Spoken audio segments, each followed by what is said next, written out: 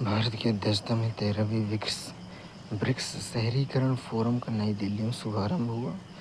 समावेशी एवं लचीले शहरी भविष्य पर ब्रिक्स मंत्रियों ने किया विचार विमर्श। भारत की ब्रिक्स अध्यक्षता 2026 के अंतर्गत आवास और शहरी कार्य मंत्रालय द्वारा आयोजित 13वीं ब्रिक्स शहरीकरण फोरम का आज नई दिल्ली में सुबह स्थित सुषमा स्वराज भवन के केंद्रीय आवास और शहरी कार्य मंत्री मनोहर लाल ने औपचारिक उद्घाटन किया। 2 दिवसीय फोरम में ब्राज़ील, रूस, इंडोनेशिया, भारत, चीन, दक्षिण अफ्रीका, मिस्र, इथियोपिया, ईरान, संयुक्त अरब अमीरात के मंत्री, वरिष्ठ अधिकारी और शहरी विकास विशेषज्ञ भाग ले रहे हैं। इस फोरम में शहरी विकास से संबंधित प्रमुख प्राथमिकताओं पर विचार विमर्श किया जा रहा है। 2013 इससे पूर्व 2013 में नई दिल्ली, वर्ष 2016 में विशाखापट्टनम, वर्ष 2021 में वर्चुअल के माध्यम से संस्करणों से चौथी बार ब्रिक्स शहरीकरण फोरम की मेजबानी भारत कर रहा है। इस फोरम का विषय जन केंद्रित शहरीकरण, समावेशी और लचीले शहरी भविष्य के लिए ब्रिक्स सहयोग मंच का उद्घाटन करते हुए केंद्रीय आवास और शहरी मंत्री मनोहर लाल ने कहा, भारत की ब्रिक्स अध्यक्षता के अंतर्गत फोरम शहरी विकास के एजेंडे को वैश्विक विकास विमर्श में अधिक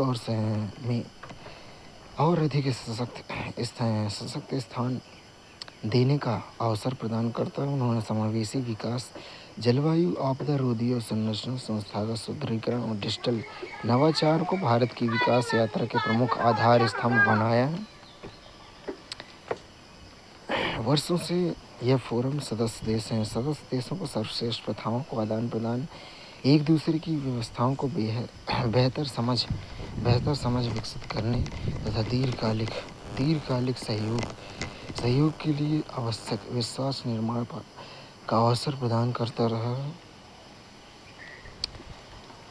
मनोहर लाल ने India's urban transformation stories of change नामक प्रकाशन का विमोचन किया। इस प्रकाशन मंच में 4 प्राथमिकता क्षेत्र के अंतर्गत राज्य और केंद्र शासित प्रदेशों द्वारा प्रस्तुत चयनित शहरी पहलों और अनुभवों को संकलित किया गया।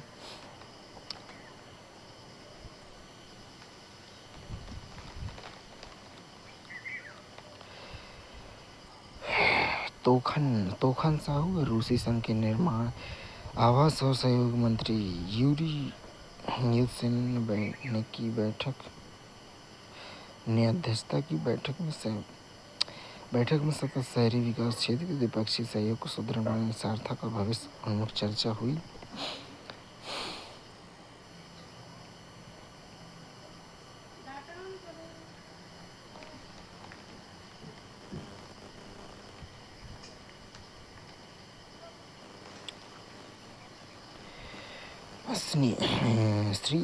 श्री अश्विनी वैष्णव ने MNIT जयपुर में एडवांस क्वांटम आर्टिफिशियल इंटेलिजेंस प्रयोगशाला स्थापित किए जाने की घोषणा की। विद्यार्थियों को लैब रिसर्च से सेमीकंडक्टर प्लेटफॉर्म से प्रशिक्षण मिलेगा। केंद्रीय इलेक्ट्रॉनिक और सूचना प्रौद्योगिकी मंत्री, रेल और सूचना प्रसारण मंत्री ऑन है।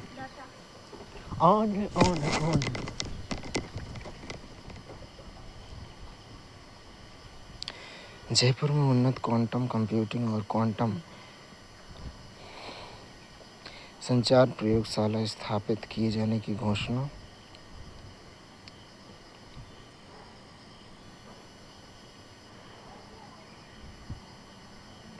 ये प्रयोगशाला क्वांटम की डिस्ट्रीब्यूशन के क्षेत्र में अनुसंधान करेगी, जो राष्ट्रीय सुरक्षा दृष्टिकोण से महत्वपूर्ण है।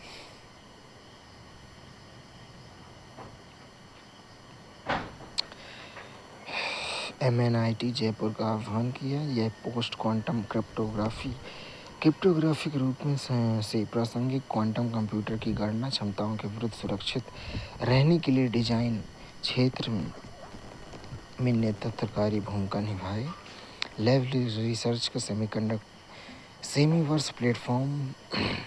श्री वैष्णव ने कहा कि MNIT जयपुर के छात्रों को प्रशिक्षण में लैब रिसर्च के सेमीवर्स प्लेटफॉर्म की सुविधा मिलेगी, जो डिजिटल ट्विन आधारित सेमीकंडक्टर विनिर्माण और प्रशिक्षण तंत्र है। उन्होंने कहा सेमीवर्स के माध्यम से विद्यार्थी अब सेमीकंडक्टर चिप संरचनाओं का 3D स्वरूप में अध्ययन कर सकते हैं, चिप निर्माण प्रक्रियाओं को समझ सकते हैं और आभासी वातावरण निर्माण चरणों का अनुकरण कर सकते हैं। अनुमानित 10 लाख से अधिक सेमीकंडक्टर डिजाइन कार्बन की मांग उत्पन्न होने की है, जिसे भारत आसानी से पूरा कर सकता है।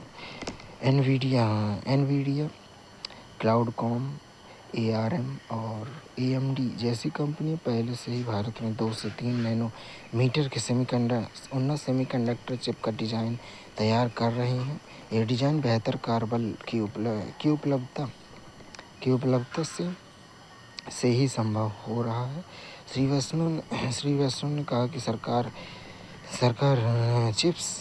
चिप्स टू स्टार्टअप C2S कार्यक्रम के तहत देश भर के 323 से अधिक विश्वविद्यालयों को इलेक्ट्रॉनिक डिज़ाइन ऑटोमेशन उपकरण उपलब्ध करा रही है, जो सिनॉप्सिस, कैडेट और रेनेसास जैसी अग्रणी कंपनियों के अत्यधिक सेमीकंडक्टर डिजाइन उपकरण हैं।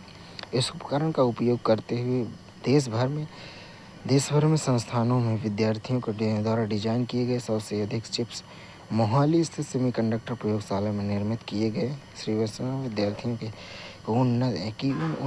इन उन्नत इलेक्ट्रॉनिक डिजाइन ऑटोमेशन उपकरण का अधिकतम उपयोग करने को कहा। आर्टिफिशियल इंटेलिजेंस लैब केंद्रीय इलेक्ट्रॉनिक सूचना प्रौद्योगिकी मंत्री ने जयपुर MNIT के एक AI लैब स्थापित किए जाने की घोषणा की। इस लैब में अनुसंधान और नवाचार के लिए उन्नत कंप्यूटिंग और उपकरणों सहित सभी सुविधाएं उपलब्ध होंगी। इसका मुख्य उद्देश्य इसे इंडिया AI मिशन के नेटवर्क से जोड़ना है। इसी सिलसिले में उन्होंने भारतीय प्रौद्योगिकी संस्थान जोधपुर के डीप टेक डिटेक्शन तकनीकी से संबंधित कार्यों का उल्लेख किया है। मेसर्स लैब का उद्घाटन बाद में श्री पीयूष ने राजस्थान सरकार के राज्य मंत्री स्वतंत्र प्रभार श्री हीरालाल नागर और राजस्थान के विधानसभा सदस्य सिविल लाइन्स जयपुर श्री गोपाल शर्मा के साथ MNIT जयपुर में मेकर्स लैब का उद्घाटन किया। मेकर्स लैब विद्यार्थियों को सॉफ्टवेयर हार्डवेयर दोनों तकनीकी के प्रयोगों और व्यवहारिक प्रशिक्षण के अवसर प्रदान करेगी। इससे सेंसर, वारहेड सिस्टम, कंप्यूटर उपकरण, इलेक्ट्रॉनिक प्रणाली शामिल होंगे। इससे पहले श्री वैष्णव मानवीय राष्ट्रीय प्रौद्योगिकी संस्थान जयपुर के विद्यार्थियों को संकाय और सदस्यों के संवाद किया है। विद्यार्थियों ने कृत्रिम बुद्धिमत्ता, रोबोटिक्स, ड्रोन संरचनात्मक अभियांत्रिकी और उत्तर क्वांटम क्रिप्टोग्राफी के उद्देश्य से परियोजनाओं और अनुप्रयोग प्रदर्शित किए हैं।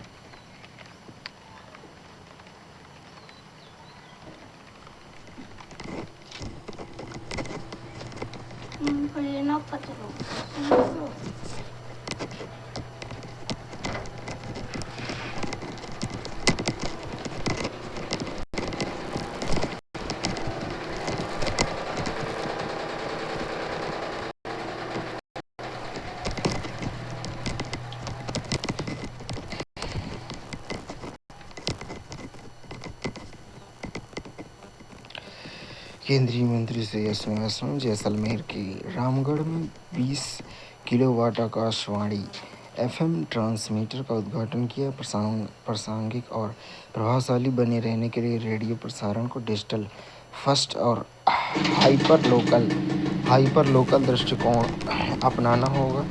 श्री वैष्णव नया FM ट्रांसमीटर सीमावर्ती क्षेत्रों में प्रसारण और संरचना को मजबूत करने और कश्मीर से कच्छ तक कनेक्टिविटी की परिकल्पना को आगे बढ़ाने का लक्ष्य। केंद्रीय रेल, सूचना और प्रसारण, इलेक्ट्रॉनिक और सूचना प्रौद्योगिकी मंत्री ने श्री वैष्णव आकाशवाणी जयपुर परिसर से जैसलमेर के रामगढ़ से 20 किलोवाट के आकाशवाणी एफएम ट्रांसमीटर और वर्चुअल रूप में उद्घाटन किया।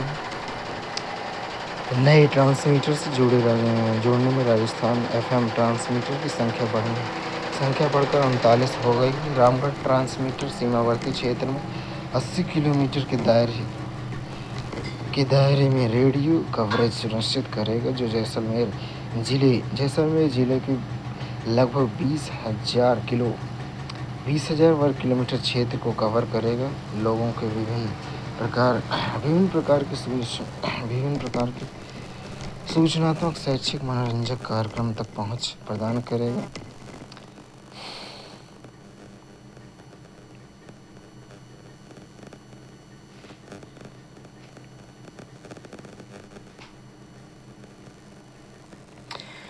इस ट्रांसमीटर का उद्देश्य सीमावर्ती क्षेत्रों, अखिल भारतीय रेडियो स्टेशन,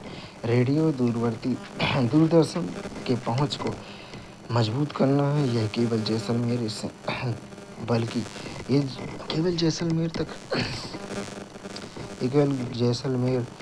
बल्कि आसपास के क्षेत्रों को भी सेवा प्रदान करेगा, जो सीमा संचार और संरचना का महत्वपूर्ण कदम है। यह पहल कश्मीर से कच्छ तक समर्पित प्रसारण अवसंरचना की परिकल्पना के अनुरूप है, जो संपूर्ण सीमावर्ती क्षेत्र में प्रसारण सेवाओं के व्यवस्थित विस्तार को सुनिश्चित करेगी। इस कार्यक्रम के दौरान श्री वैष्णव ने प्रसार भारती के युवा अधिकारियों की बातचीत की।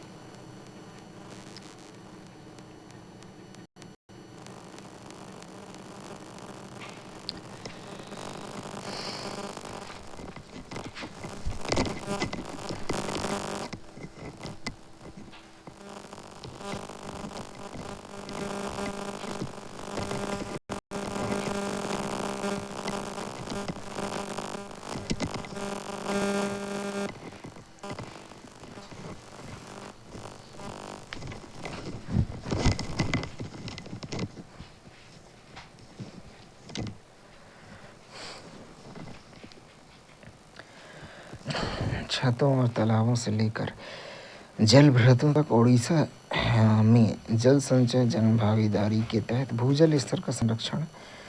जैसे ही मानसून की बारिश ओडिशा में दस्तक देती, जाजपुर के स्कूलों की छतों और कटक के सामुदायिक तालाबों से लेकर गंजाम के कुओं तक भूजल संवर्धन में एक खामोश क्रांति देखने को मिलती है। प्रधानमंत्री मोदी ने विजन और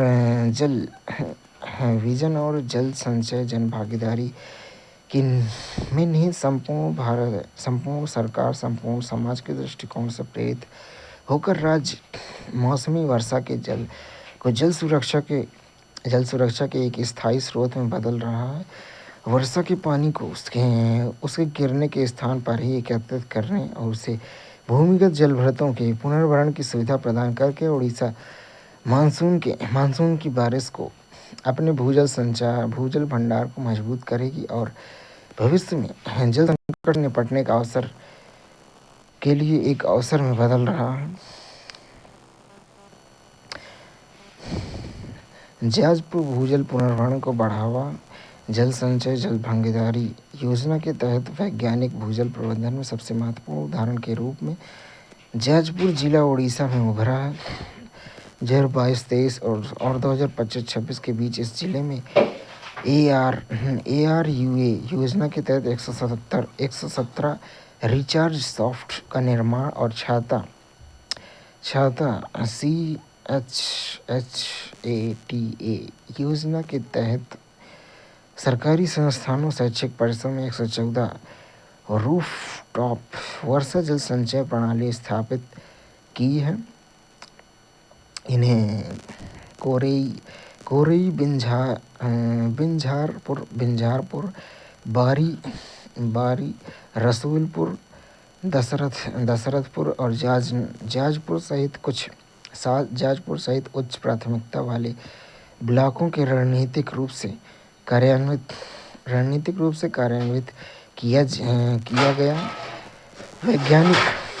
वैज्ञानिक निगरानी और मूल्यांकन सुनिश्चित करने के लिए इस जिले में 47 डिजिटल जल स्तर रिकॉर्डर स्टेशनों और 72 अवलोकन कुओं से मुक्त एक मजबूत भूजल निगरानी नेटवर्क स्थापित किया। इस निगरानी प्रणाली के माध्यम से एकत्रित आंकड़ों से हस्तक्षेप क्षेत्र में भूजल की बेहतर स्थिति और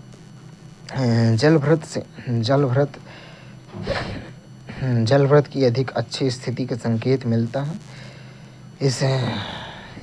इसके लाभ जल संरक्षण तक ही सीमित नहीं, भूजल की उपलब्धता में सुधार से पेयजल सुरक्षा मजबूत हुई है, कृषि क्षेत्र में सुदृढ़ता आई है, घरों विशेषकर महिलाओं पर जल संरक्षण का बोझ कम हुआ, जागरूकता अभियानों प्रदर्शन और ज़्यादा से ज़्यादा लोगों तक पहुँच की गतिविधियों के माध्यम से समुदाय भूजल संरक्षण में सक्रिय भागीदारी बन गए हैं। कटक अभियांत्रिकी और सामुदायिक भागीदारी का एकीकरण। कटक जिले का उदाहरण ये दर्शाता है कि कई तकनीकी उपायों की निरंतर भागीदारी के साथ मिलकर भूजल संरक्षण कैसे प्राप्त किया जा सकता है। छाता योजना के अंतर्गत सरकारी कार्यालयों, शैक्षिक संस्थानों और सार्वजनिक जगहों में 57 रूफटॉप वर्षा जल संचयन प्रणाली स्थापित की गई है। साथ ही ARUA योजना के अंतर्गत तालाबों, जल निकायों में 35 पुनर्भरण सॉफ्ट का निर्माण किया गया है ताकि गहरे जल भृतों का पुनर्भरण आसानी हो सके। मानते हुए दीर्घकालिक सततता सार्वजनिक रूप से सभी लोगों की भागीदारी पर निर्भर करती है। इस जिले में व्यापक सूचना, शिक्षा और संचार गतिविधियाँ लागू की हैं।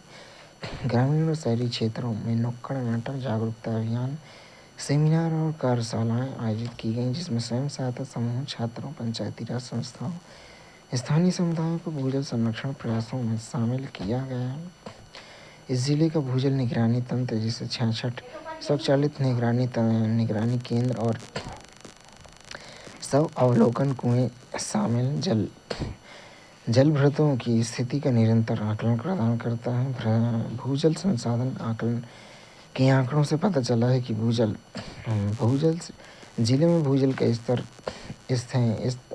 स्तर स्थिर बना रहा। 2024 से 25 के बीच भूजल दोहन का स्तर लगभग 47% रहा, जो बढ़ती जल मांग को संतुलित करने के पुनर्भरण संबंधी उपायों की सकारात्मक प्रभाव को दर्शाता है। दिग पहाड़ी शहरी भूजल स्तर के पुनर्स्थापन का एक स्थानीय मॉडल। गंजम जिले के दीगा पहाड़ी शहरी क्षेत्र में भूजल पर बढ़ती निर्भरता, घटती वर्षा और बढ़ते शहरी विकास के कारण भूजल स्तर में उल्लेखनीय कमी आई। 2020 से 22 के बीच कई स्थानों में भूजल स्तर में 1 से 3 मीटर की गिरावट दर्ज की गई। इस समस्या से निपटने के लिए छाता योजना के तहत सरकारी कार्यालयों, विद्यालयों, सार्वजनिक संस्थानों में रूफटॉप वर्षा जल संचयन प्रणाली स्थापित की गई। ये संरचनाएं छतों से बहने वाले पानी को एकत्रित करती हैं और उसे छानती हैं, पुनर्भरण बोरवेल में भेजती हैं और जिससे वर्षा जल नीचे स्थित जलभृतों में रिस जाता है। इस हस्तक्षेप से स्पष्ट परिणाम प्राप्त हुए। तुलनात्मक भूजल आकलन से मानसून के बाद भूजल स्तर में सुधार, मौसमी उतार चढ़ाव में कमी, योजना स्थानों के आसपास स्थानीय पुनर्भरण क्षेत्रों के उभरने का संकेत मिलता है। पुनर्भरण संरचनाओं के निकट स्थित अवलोकन कुओं में भूजल की स्थिति बेहतर पाई गई है, जो शहरी पुनर्भरण के एक स्थायी समाधान के रूप में रूफटॉप वर्षा जल संचयन की प्रभावशीलता को प्रदर्शित करता है। जल आंदोलन के रूप में जल संरक्षण और इस समय भूजल पुनर्भरण की पहलों की एक प्रमुख विशेषता सामुदायिक भागीदारी को जोर देना है।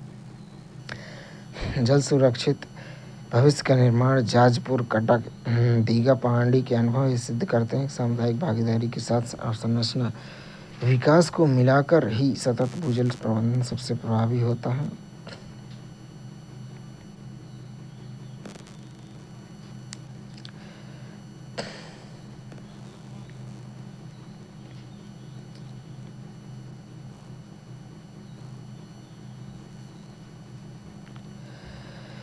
केंद्रीय श्रम और रोजगार राज्य मंत्री शोभा करंदलाजे ने जिनेवा में आयोजित 114वें अंतर्राष्ट्रीय श्रम सम्मेलन के पूर्ण सत्र को संबोधित किया। उन्होंने भारत के श्रम सुधारों, सामाजिक सुरक्षा और डिजिटल सार्वजनिक अवसंरचना पर प्रकाश डाला। अंत्योदय के सिद्धांत से प्रेरित श्रम संहिताएं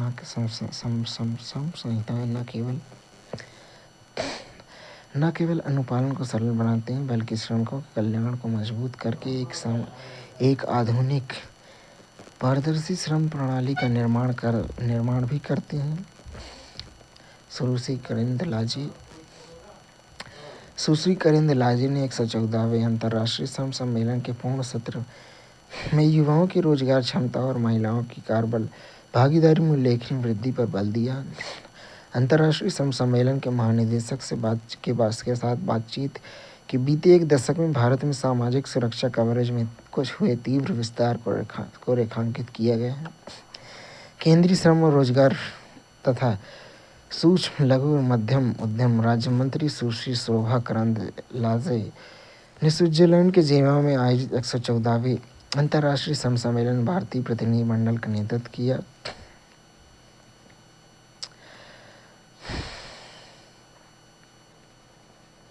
इसके तहत अंत्योदय सिद्धांत के अनुरूप व्यापक श्रम सुधार के लिए इसके तहत 29 केंद्रीय श्रम कानूनों को 4 श्रम संहिताओं में समेकित किया गया ताकि अनुपालन को सरल बनाया जा सके, श्रमिकों के कल्याण को मजबूत किया जा सके और एक आधुनिक तथा पारदर्शी श्रम परितंत्र का निर्माण किया जा सके। उन्होंने कहा कि युवाओं की रोजगार क्षमता 2014 में 34% से बढ़कर 2025 में 56% से अधिक हो गई है। 2017 से 2025 के बीच बेरोजगारी दर 6% से घटकर 3.1% हो गई है। महिलाओं की कार्यबल भागीदारी 22% से बढ़कर 38.8% हो गई है।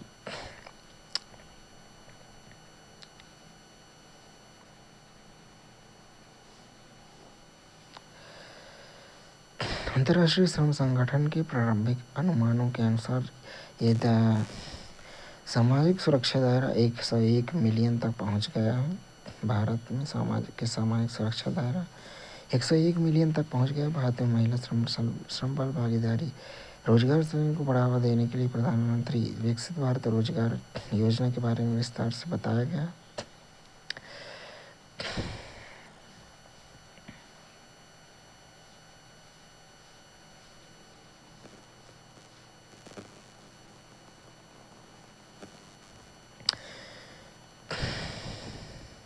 भारत में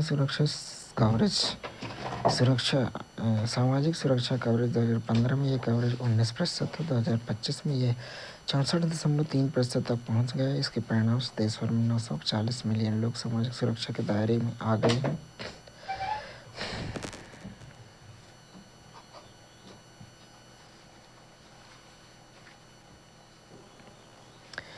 वन स्टेशन वन प्रोडक्ट के माध्यम से दिव्यांगजन विश्वकर्मा उत्पादों का विपणन पीएम विश्वकर्मा योजना के तहत OSOP पहल का उद्देश्य दिव्यांगजनों के कौशल को बढ़ाना,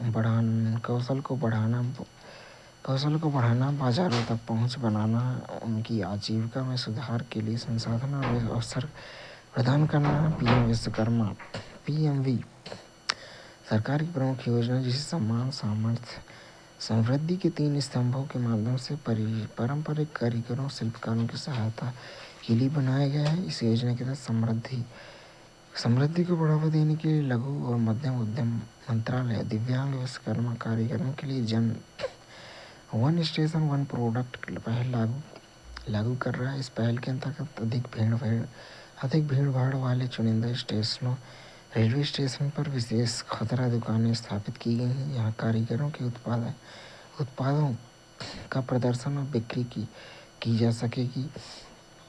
OSOP कारीगरों को अधिक पहचान और बेहतर बिक्री के अवसर प्रदान कर उनकी बाजार पहुंच बढ़ाने में सहायक बन रहा है। साथ ही उन्हें स्थायी आजीविका के साधन उपलब्ध करा रहा है।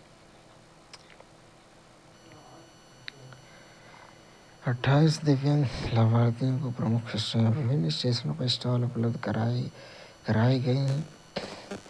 मोची को कुल पाँच आवंटन गुजरात, महाराष्ट्र, उत्तर प्रदेश, दिल्ली शामिल राज्य। मूर्तिकार को 6 हरियाणा, उड़ीसा, बिहार, मध्य प्रदेश। बढ़ई को 5 महाराष्ट्र, हरियाणा, बिहार, गुजरात, राजस्थान में। गुड़िया और खिलौने वाले बनाने वाले को 6 महाराष्ट्र, उत्तर प्रदेश, पुडुचेरी, मध्य प्रदेश, हरियाणा। धातु शिल्पकार को 2 झारखंड में। टोकरी बनाने वाले को 2 मध्य प्रदेश, महाराष्ट्र में। दर्जी को 2 गोवा, हरियाणा में।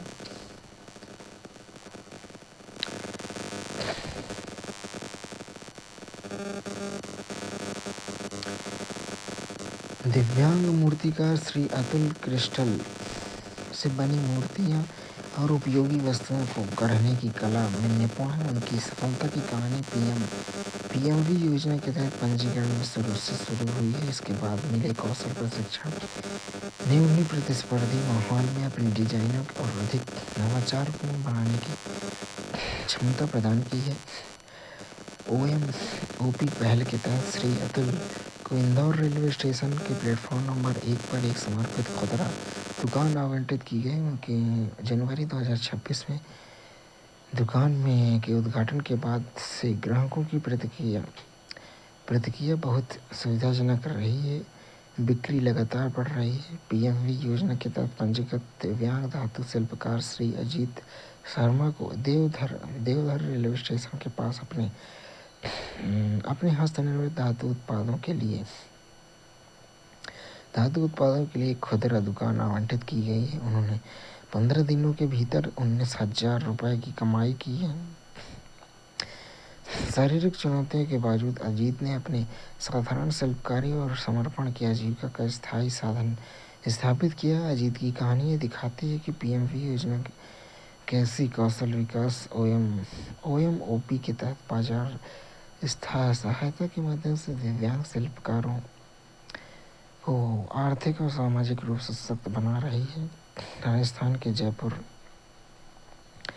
जयपुर निवासी दिव्यांग बढ़ई श्री घनश्याम कुमावत ने पीएमवी योजना के तहत सहयोग से बढ़ई के काम से एक सफल आजीविका स्थापित की है। उन्होंने गांधीनगर रेलवे स्टेशन के पास एक खुदरा दुकान आवंटित की है। उन्होंने लकड़ी के उत्पादों से महज 15 दिनों की अच्छी कमाई की है। घनश्याम ने गुणवत्तापूर्ण फर्नीचर और लकड़ी के काम की आपूर्ति करके ग्राहकों के विश्वास जीता और अपने परिवार की आर्थिक स्थिति सुधार की।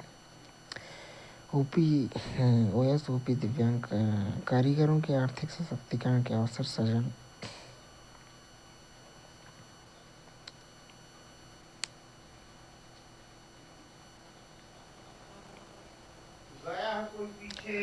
पंचायती राज पहलों का राष्ट्रीय गवर्नेंस पुरस्कार 2026 में जलवा दिखा। प्रतिष्ठित स्वर्ण और रजत पुरस्कार जीते। 10 लाख रुपए तक की प्रोत्साहन राशि मिलेगी।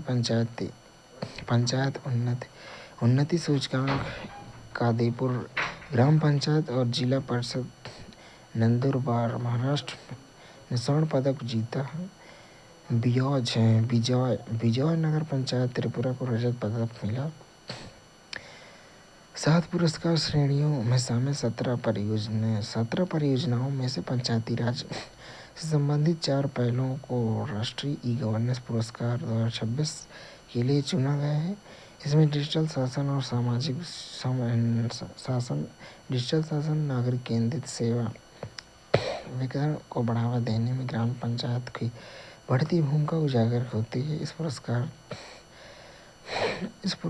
वर्ष पुरस्कार 1 से 2 जुलाई 2026 को जयपुर, राजस्थान में आयोजित होने वाले 29वें राष्ट्रीय गवर्नेंस सम्मेलन में प्रदान किए जाएंगे। प्रशासनिक सुधार, लोक शिकायत विभाग, इलेक्ट्रॉनिक सूचना प्रौद्योगिकी मंत्रालय, राजस्थान सरकार संयुक्त रूप से आयोजित किया गया विकसित भारत 2047 एआई सक्षम, डेटा संचालित और सुरक्षित डिजिटल शासन। एक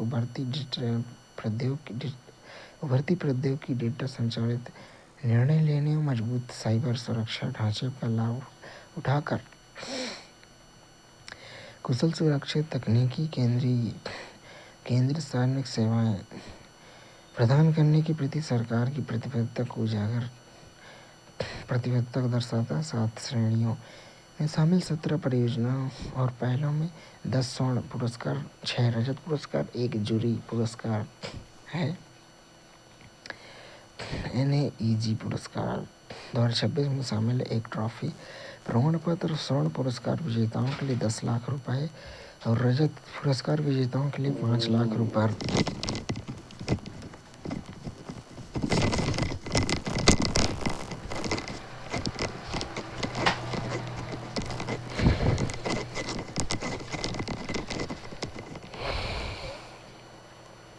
रजत पुरस्कार विजेताओं के लिए 5 लाख रुपए प्रोत्साहन, जिसका उपयोग सार्वजनिक कल्याण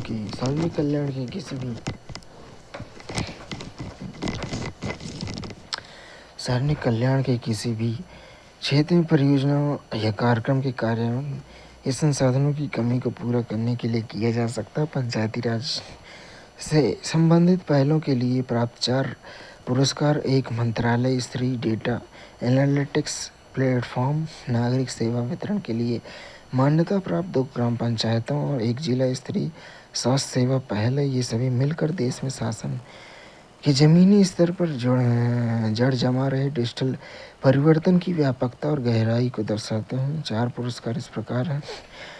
स्वर्ण पुरस्कार पंचायती पुरस्कार विजेता पंचायत उन्नत सूचकांक, विकसित भारत के लिए डेटा संचालित शासन और पंचायती राज मंत्रालय।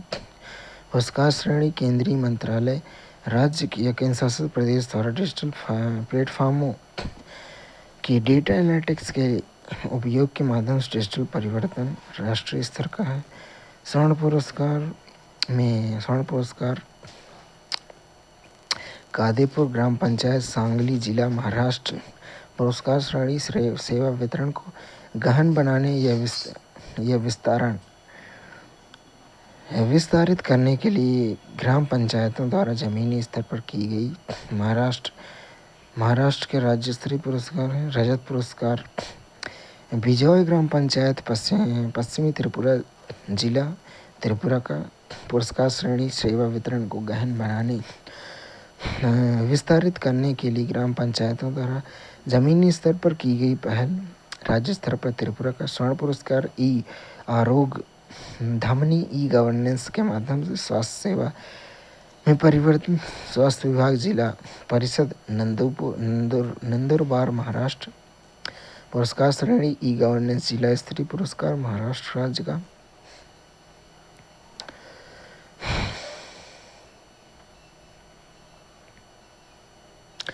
पंचायती राज मंत्रालय की पहल, पंचायती उन्नत सूचकांक को केंद्रीय मंत्रालय, राज्य प्रदेशों डिजिटल डेटा एनालिटिक्स के माध्यम से परिवर्तन श्रेणी पुरस्कार सम्मानित किया गया।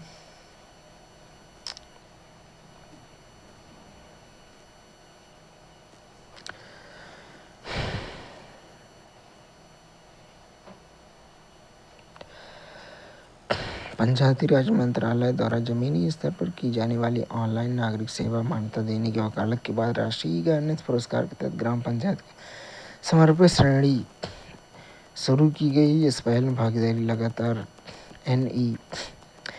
NAEG 2025 में 26 राज्य के शासित प्रदेश में 1.45 लाख से अधिक प्रविष्टियाँ प्राप्त की गई हैं। NAEG 2026 में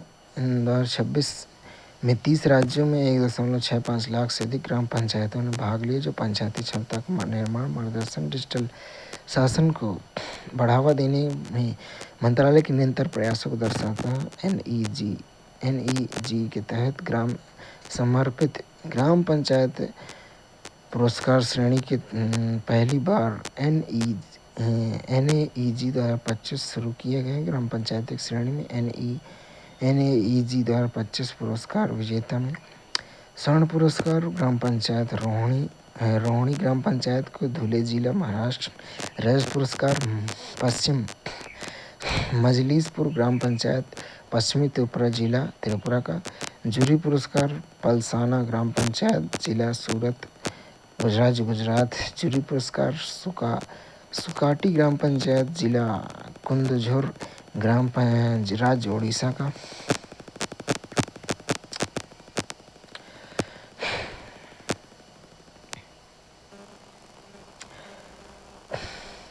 पश्चिमी एशिया में हाल ही में घटनाक्रमों पर विभिन्न मंत्रालयों द्वारा जानकारी। भारत ने फारस की खाड़ी में व्यापारिक जहाज़ों से जुड़ी हाल ही की घटनाओं पर चिंता व्यक्त की। वाणिज्यिक पोत एमटी जलवीर सवार उस पर सभी 20 भारतीय चालक दल के सदस्य सुरक्षित बताए जा रहे हैं। इस पर गिनी बिसाऊ ध्वज लगा था। ओमान में भारतीय मिशन ने ओमान के अधिकारियों के साथ मिलकर भारतीय चालक दल का सुरक्षित बचाव किया। सीमैन वेलफेयर फंड सोसाइटी को वाणिज्यिक पोत एमटी सेट्टेवेलो पर हुए हमले में मारे गए 3 भारतीय चालक दल के सदस्यों के परिवारों को 10 लाख रुपए तक का भुगतान करने का निर्देश दिया गया है। संकट की स्थिति के बाद आयात और घरेलू उत्पादन के माध्यम से लगभग 153.79 लाख मीट्रिक टन उर्वरक का भंडार किया गया है। भारत की उर्वरक सुरक्षा मजबूत, स्थिर और सुव्यवस्थित बनी हुई है, जिसमें सभी प्रमुख उर्वरकों की उपलब्धता लगातार आवश्यकता से अधिक है। लगभग 9.42 लाख पीएनजी कनेक्शनों में गैस उपलब्ध कराई गई और 3.12 लाख और कनेक्शन के लिए बुनियादी ढांचा तैयार किया गया। मार्च 2026 से अब तक 9.44 लाख नए ग्राहकों को नए कनेक्शन के लिए पंजीकरण कराया। केंद्र ने राज्यों और केंद्र शासित प्रदेशों में पत्र लिखकर नेटवर्क उपलब्धता बढ़ाने के लिए एलपीजी उपभोक्ताओं को पीएनजी में स्थानांतरित करने के लिए प्रोत्साहित करने का आग्रह किया। पिछले 3 दिनों में लगभग 1.91 लाख 5 किलो के मुफ्त व्यापार वाले एलपीजी सिलेंडर बेचे गए हैं, इसमें से 10,000 से अधिक सिलेंडर उपलब्ध 566 शिविरों के माध्यम से बेचे गए हैं। उर्वरक भंडार की स्थिति और उपलब्धता। देश में उर्वरक की समग्र स्टॉक स्थिति संतोषजनक है। खरीफ 2026 के लिए कृषि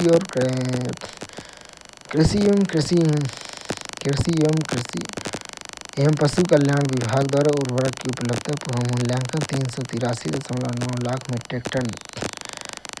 मीट्रिक टन किया गया है, जबकि वर्तमान भंडार लगभग 195.79 लाख मीट्रिक टन 51% से अधिक है, जो सामान्य स्तर पर लगभग 33% से काफ़ी अधिक है।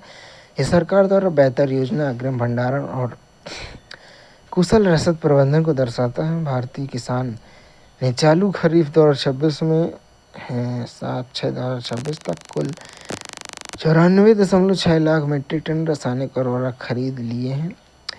यह कुल उपलब्धता आवश्यकता का लगभग 25% है। देश में जैविक खाद भंडार लगभग 22.8 लाख मीट्रिक टन उपलब्ध है। युद्ध के बाद भारतीय किसानों ने 11.38 लाख मीट्रिक टन जैविक खाद खरीदी है।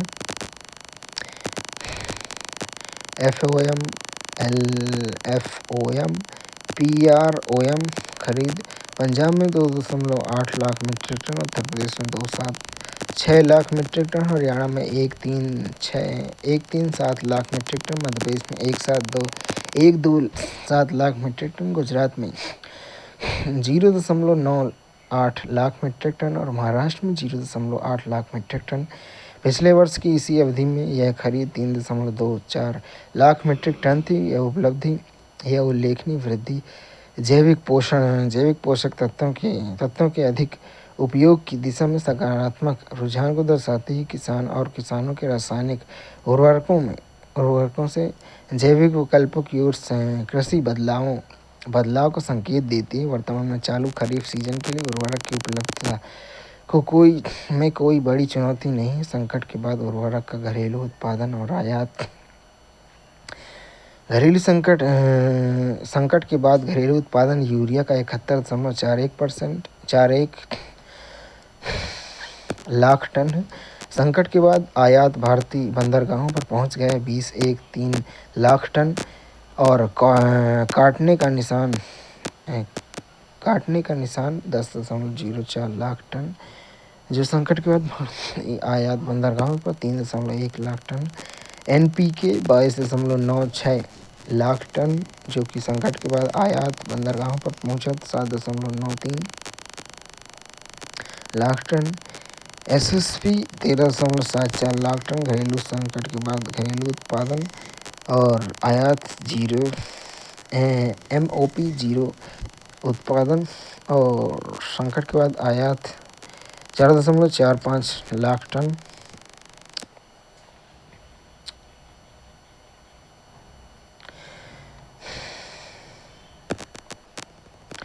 संकट की स्थिति के बाद आयात और घरेलू उत्पादन के माध्यम से लगभग 153.79 लाख मीट्रिक टन उर्वरक की मात्रा उपलब्ध की गई है।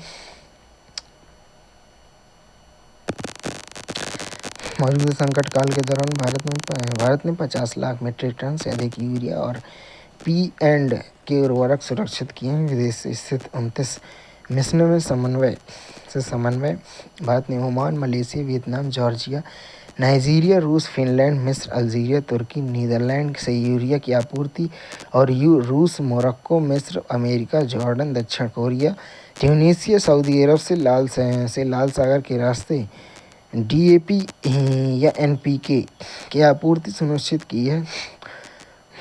चालू जून माह में भारतीय बंदरगाहों पर आयातित यूरिया, डीएपी और एनपीके की लगभग 25 लाख मीट्रिक टन से अधिक होने की उम्मीद है। भारत ने 17 लाख मीट्रिक टन यूरिया की खरीद पर वैश्विक निविदा जारी की है। ईजीओएस की 12वीं बैठक में आयोजित की जा चुकी है।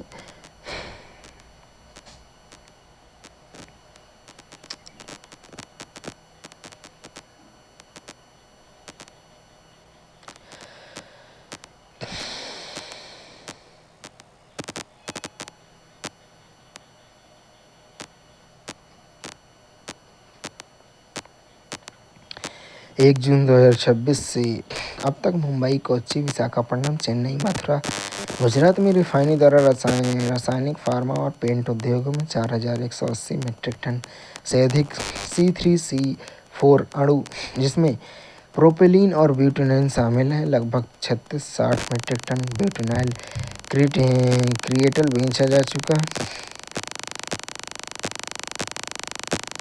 खुदरा ईंधन उपलब्धता और मूल्य निर्धारण उपाय में मध्यपूर्व संकट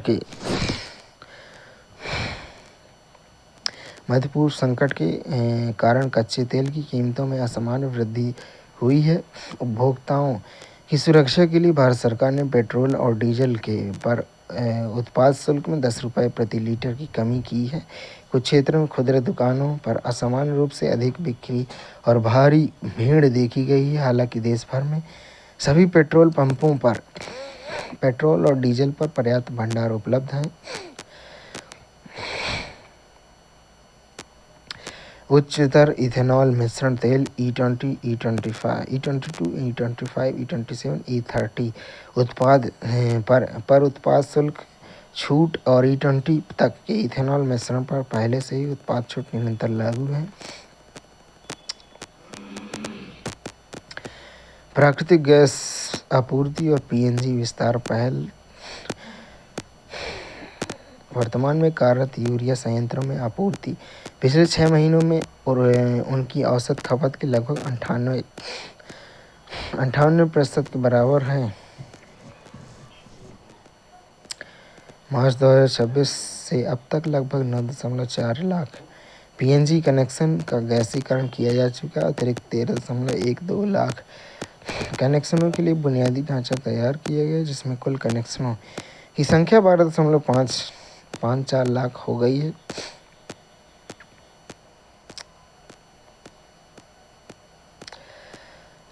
कल उद्योगों के आधार पर ऑनलाइन एलपीजी सिलेंडर बुकिंग लगभग 99% की वृद्धि हुई है।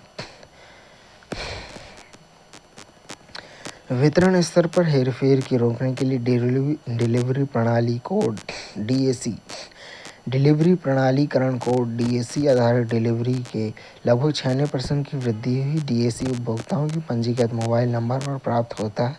पिछले 3 दिनों में लगभग 1.4 लाख 4 करोड़ LPG सिलेंडर की बुकिंग के मुकाबले 1.49 करोड़ LPG सिलेंडर वितरित किए गए हैं।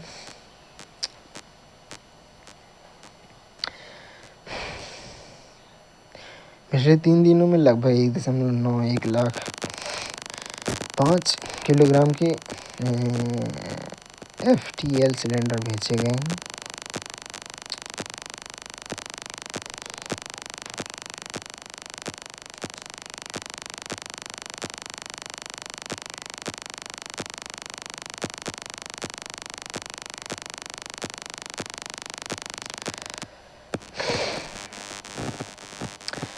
हर मील पर नजर।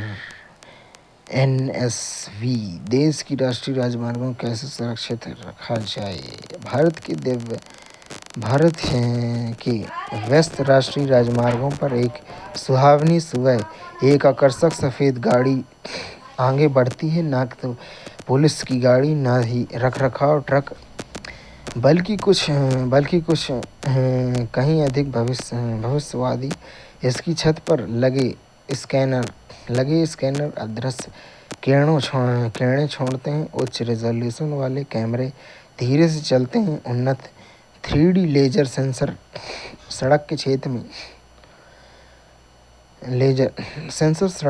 सड़क के हर इंच पर मानचित्रण शुरू कर देते हैं। यह नेटवर्क सर्वे व्हीकल NSV है। लेजर प्रोफाइलर, GPS और अत्याधुनिक इमेजिंग तकनीकी से लैस एक नवाचार। हर चक्कर में एक यह सड़क की सतह पर दरारें, गड्ढे, असमानता की जांच करता है, जिससे राजमार्ग जीवंत डिजिटल मानचित्रण में बदल जाते हैं। ये देखने में एक साधारण ड्राइव लगती है, लेकिन वास्तव में यह भारत में राष्ट्रीय राजमार्गों की निगरानी, रखरखाव और सुरक्षा के तरीके में एक क्रांति है।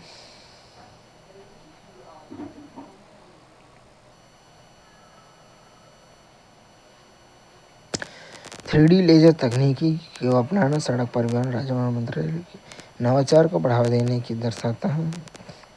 प्रतिदिन 80 किलोमीटर से 300 किलोमीटर तक।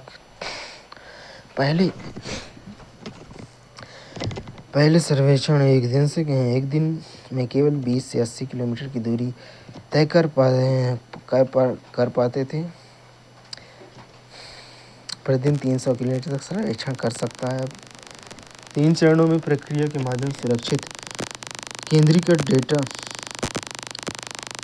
सर्वेक्षण का रॉ डेटा एन्क्रिप्ट किया जाता है। 48 घंटे के भीतर केंद्रीकृत नेटवर्क और व्हीकल केंद्र को भेज दिया जाता है। 5 अलग-अलग क्षेत्रों में रणनीतिक रूप से तैनात विशेषज्ञ टीमें व्यवस्थित रूप से निगरानी करती हैं और सर्वेक्षण की रिपोर्ट देती हैं। 10 दिनों के अंदर रॉ डेटा को उपयोगी जानकारी में बदल दिया जाता है। एक ऐसी प्रक्रिया जिसमें पिछले 4 से 6 महीने लगते हैं। गुणवत्ता सुनिश्चित और डिजिटल रूप में वितरण, समान रखरखाव के लिए AI संचालित निगरानी प्रणाली। हर परिप्रेक्ष्य में यह सर्वे 2 से 8 लेन वाले राष्ट्रीय राजमार्गों पर किए जाएंगे, जिसमें व्यस्त माल ढुलाई, कार्गो और घनी यातायात क्षेत्रों में लेजर, मौसम में प्रभावित क्षेत्रों तथा विविध भूभाग शामिल होंगे। नियमित रूप से हर महीने के अंतराल पर किए जाने वाले सर्वेक्षण सुनिश्चित करने में कोई खराबी अनदेखी न रह जाए। नागरिकों के बेहतर परिणाम चलते फिरते ऐप के मोबाइल ऐप साइटों पर निरीक्षण करने में सक्षम। NSV के निष्कर्षों को वास्तविक समय में देखना, निरीक्षण के दौरान टिप्पणी और भौगोलिक चिन्ह वाली तस्वीरें पोस्ट करना, साइट पर ही सुधारों का पता लगाना है। इससे हर कदम पर पारदर्शिता जोड़ेगी। सुधार के साथ प्रक्रिया को पूरा करना।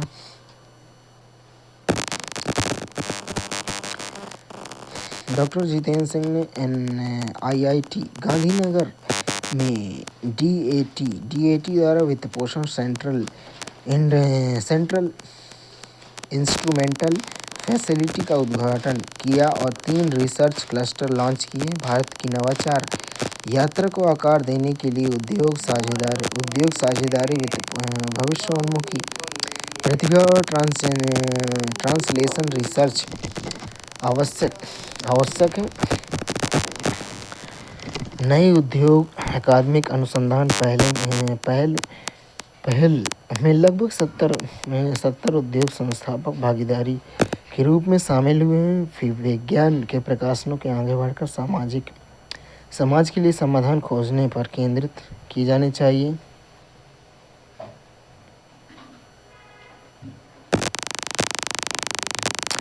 हाल ही में घोषित 1 लाख रुपए के अनुसंधान विकास में पहल।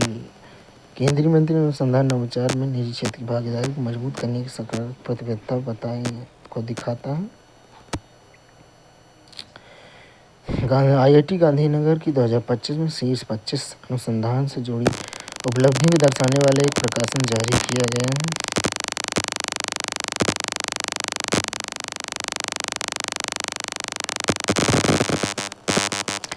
भारत में ITI इकोसिस्टम के समग्र परिवर्तन को गति देने के लिए कौशल विकास उद्यमिता मंत्रालय सारथी की पहल बैठक आयोजित करेगा। कौशल विकास उद्यमिता मंत्रालय 12 जून 2026 को विज्ञान भवन नई दिल्ली में ITI परिवर्तन सारथी की पहली बैठक आयोजित करेगा। जीवन में बदलाव के 12 वर्ष सामाजिक न्याय अधिकारिता मंत्रालय ने 11 करोड़ से अधिक की महत्वाकांक्षी नागरिकों का उत्थान किया। भारत की कल्याणकारी योजनाओं में बदलाव, डिजिटल सुधार और प्रत्यक्ष अंतरण 71,000 करोड़ रुपए से अधिक के सामाजिक न्याय अभिशासन का आधार बने। गरिमा की बहाली को प्राथमिकता, योजनाओं में ट्रांसजेंडर समुदायों, वरिष्ठ नागरिकों, स्वच्छता कर्मचारियों के लिए सुरक्षा प्रणाली की अवसंरचना।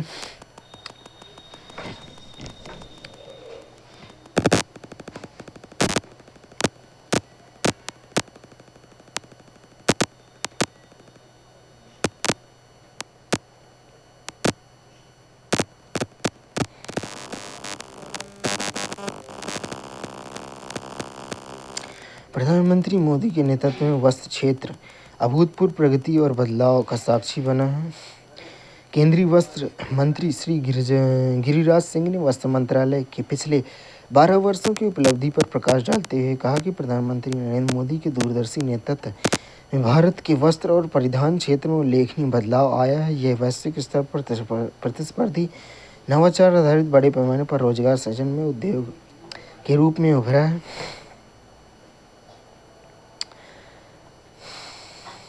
भारत का वस्त्र उद्योग 25-26 में लगभग $190 बिलियन तक विस्तारित हो चुका है। 2030 तक $350 बिलियन लक्ष्य को प्राप्त करने की दिशा में अग्रसर है। घरेलू वस्त्र बाजार भी 2014-15 के लगभग 6 लाख करोड़ रुपए से बढ़कर अब 16 लाख करोड़ रुपए से अधिक हो गया है। वस्त्र परिधान क्षेत्र में वर्तमान में 5.3 करोड़ से अधिक लोगों को प्रत्यक्ष रोजगार प्रदान किया। अगले 3 वर्षों में लगभग 2 करोड़ अतिरिक्त रोजगार सृजित होने की संभावना है।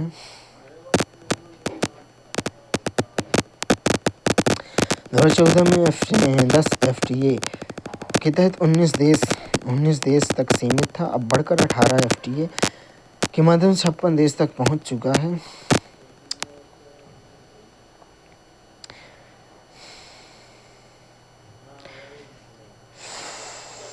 राष्ट्रीय तकनीकी वस्त्र मिशन के तहत इस बाजार का आकार लगभग $6 बिलियन से बढ़कर $25 बिलियन पहुंच चुका है।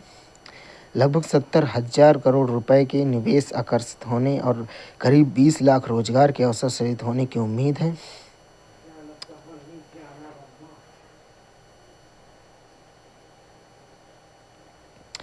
राष्ट्रीय हथकरघा विकास कार्यक्रम के तहत लगभग 2,000 करोड़ रुपए का निवेश किया, जिससे लाखों बुनकरों को उन्नत करघों कौशल विकास बुनियादी ढांचे की सहायता तथा बेहतर बाजार पहुंच के माध्यम से लाभ प्राप्त हुआ है। उन्होंने जोर देकर कहा कि सरकारी मार्केटप्लेस जेम इंडिया है India handmade portal, GI tagging, mega handloom cluster और वीवर्स मुद्रा योजना जैसी पहलों में आजीविका को मजबूत किया है तथा बिचौलियों पर निर्भरता कम किया है।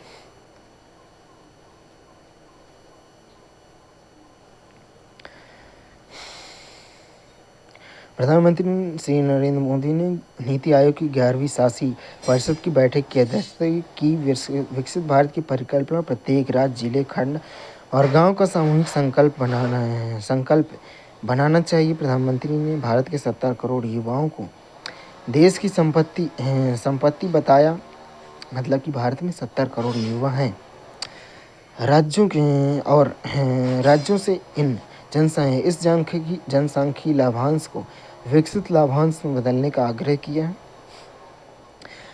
प्रधानमंत्री ने राज्यों को युवाओं और एमएसएमई के लिए अवसर पैदा करने तथा उन देशों में सक्रिय रूप से निवेश आकर्षित करने के लिए प्रोत्साहित किया जिसके साथ ही भारत ने मुक्त व्यापार समझौते पर हस्ताक्षर किए हैं। राज्य को एक जिला एक उत्पाद को मजबूत करना चाहिए और रक्षा विनिर्माण के अवसर का लाभ उठाना चाहिए। प्रधानमंत्री ने इस बात पर जोर दिया कि एआई को एक नए अवसर के रूप में देखना चाहिए। लोगों को भविष्य के लिए तैयार कौशल सुसज्जित किया जाना चाहिए। प्रधानमंत्री ने नशीली दवाओं के दुरुपयोग और साइबर धोखाधड़ी जैसी उभरती सामाजिक चुनौतियों का सामना करने के लिए समन्वित प्रयासों की आवश्यकता का उल्लेख किया। प्रधानमंत्री ने एल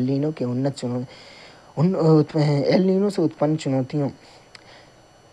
उत्पन्न चिंताओं की ओर ध्यान आकर्षित किया। राज्यों के जल संरक्षण और प्राकृतिक खेती को बढ़ावा देने का आग्रह किया।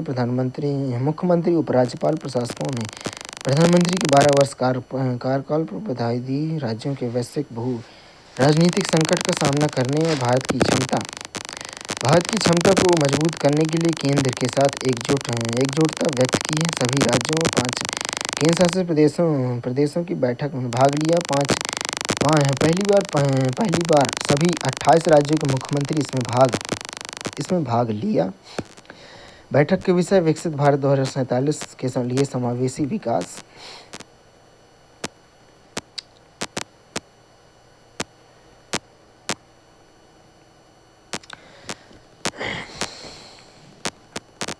देश के युवा इसकी सबसे बड़ी संपत्ति, जिसमें लगभग 70 करोड़ भारतीय 25 वर्ष से कम आयु के हैं।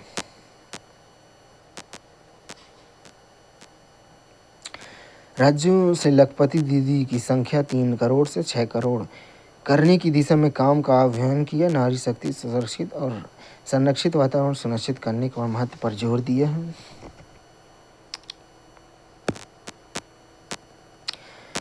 प्रधानमंत्री ने विकसित भारत 2047 की परिकल्पना साकार करने के लिए एक निगरानी ढांचे और लक्षित स्वदेशी तथा 5 वर्षीय लक्ष्यों की आवश्यकता पर बल दिया है।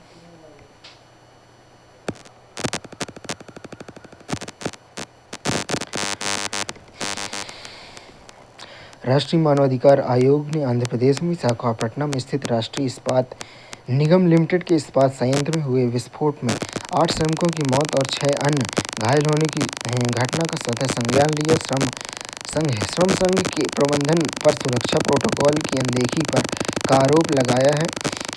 एनएचआरसी ने आंध्र प्रदेश के मुख्य सचिव को नोटिस जारी कर 2 सप्ताह के भीतर इस मामले पर विस्तृत रिपोर्ट मांगी। रिपोर्ट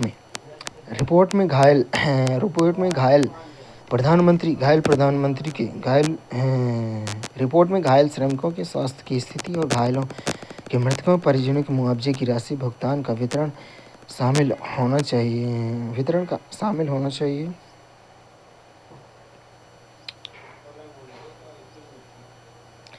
9 जून 2026 को प्रकाशित मीडिया रिपोर्ट के अनुसार यह घटना संयंत्र स्टील मेल्टिंग शॉप में घटी। जब लगभग 1600 डिग्री सेल्सियस तापमान पर लगभग 150 टन तरल स्टील ले जा रहा बर्तन अचानक फट गया और पिघला हुआ स्टील वर्कशॉप के फर्श पर फैल गया, जिसकी चपेट में कई श्रमिक आ गए।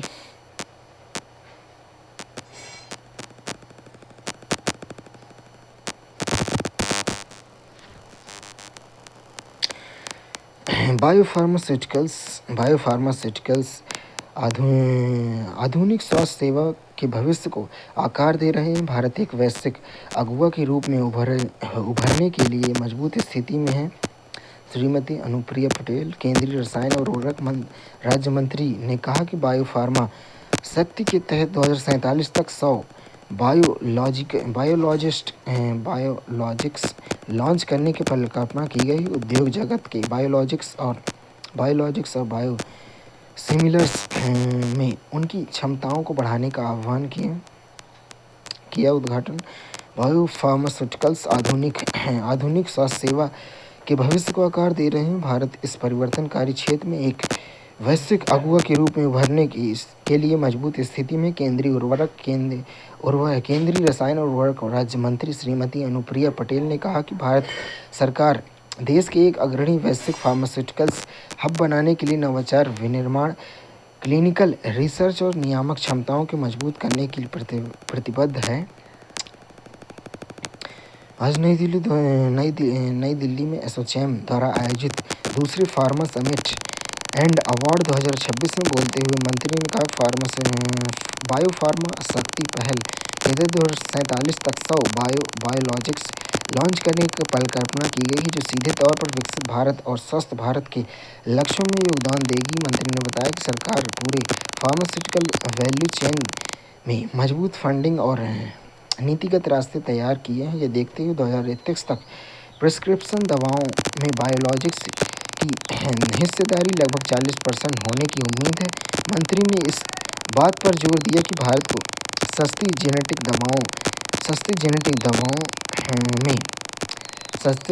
दवाओं में अपने स्थापित नेटवर्क को और अधिक करते हुए अगली पीढ़ी के बायोलॉजिक्स में उनकी क्षमताओं को बढ़ाना चाहिए।